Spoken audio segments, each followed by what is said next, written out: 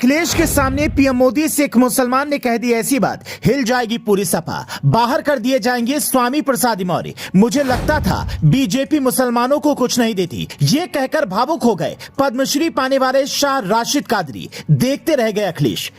पीछे खड़े अमित शाह भी हंस रहे थे, जयशंकर भी अचंभित थे। पीएम मोदी ने विनम्रता से हाथ मिलाया और बस मुस्कुरा दिए। पद्म पुरस्कारों का ऐलान हुआ तो अखिलेश यादव अपने पिता की जगह पद्म विभूषण लेने राष्ट्रपति भवन पहुंचे, लेकिन वहां कुछ ऐसा हो गया जो उनकी राजनीतिक नींव को हिला सकता है। ये तस्वीर देखिए, जब वो राष्ट्रपति मुर्मू से पुरस्कार ले रहे हैं तो पीछे जिस व्यक्ति को हाईलाइट किया गया है उसका नाम है शाह राशिद कादरी, जो कर्नाटक के रहने वाले हैं। ये तस्वीर देख ली, अब अगली बात पर आइए। शाह राशिद कादरी को पद्मश्री पुरस्कार से नवाजा गया है, जो भारतीय क्राफ्ट को दुनिया भर में पहुंचा रहे हैं।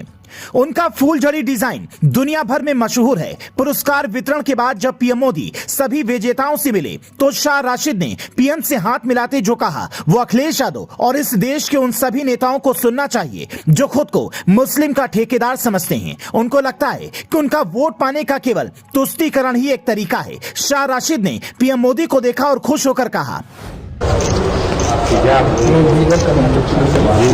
कांग्रेस पीरियड में 5 साल तक नहीं हुआ। इसके बाद मैं खामोश बैठ गया कि बीजेपी गवर्नमेंट कहिए या हमको नहीं दे, मगर आप मेरा ख्याल गलत साबित करके मेरे को चुने, उसके लिए बहुत बहुत धन्यवाद।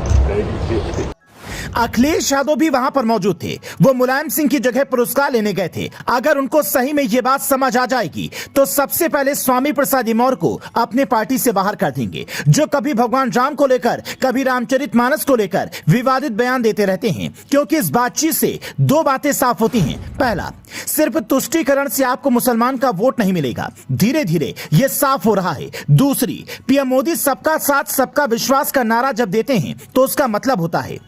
ये तस्वीर और बातचीत इस बात की गवाह है।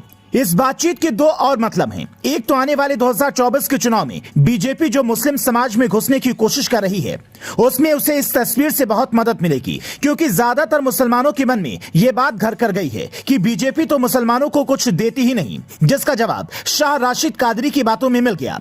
लेकिन उससे पहले कर्नाटक में चुनाव होना है, जहां बीजेपी को कांग्रेस तगड़ी टक्कर देती दिख रही है और शाह राशिद भी कर्नाटक से ही आते हैं, तो वहां भी बीजेपी को इसका फायदा मिल सकता है। लेकिन अगर ये फायदा नुकसान से ज्यादा हमारे देश के लोकतंत्र की सच्ची तस्वीर है। लोकतंत्र बचाने निकले विपक्षी नेताओं को भी इन बातों को सुनना चाहिए और देखना चाहिए कि किस तरीके से पीएम मोदी शाह राशिद की बातों को विनम्रता से सुन रहे थे। उन्होंने कोई जवाब नहीं दिया, लेकिन उनके चेहरे ने बहुत कुछ कह दिया। वो सिर्फ हंस रहे थे, लग रहा था जैसे कह रहे हूँ कि मैं इन सब पर ध्यान नहीं देता, आपका काम मेरे लिए मायने रखता है, धर्म नहीं। अखिलेश यादव भी इसी मंच पर मौजूद थे। वो सोच जरूर रहे होंगे कि जिन मुस्लिमों के उद्धार का दावा मैं करता हूं, वो तो पीएम मोदी की तारीफ कर रहे हैं। ये क्या हो रहा है? Bureau report, news flash.